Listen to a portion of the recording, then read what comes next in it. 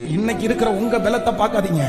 நீங்க ஒண்ணும் இல்லாத ஆள் தான், நீங்க சாதாரணமான ஆள் தான், நீங்க படிக்காத ஒரு ஆள் தான், நீங்க திறமை இல்லாத ஒரு ஆள் தான். ஆனா அப்பாவுடைய பலன் சாதாரணமானது அல்ல.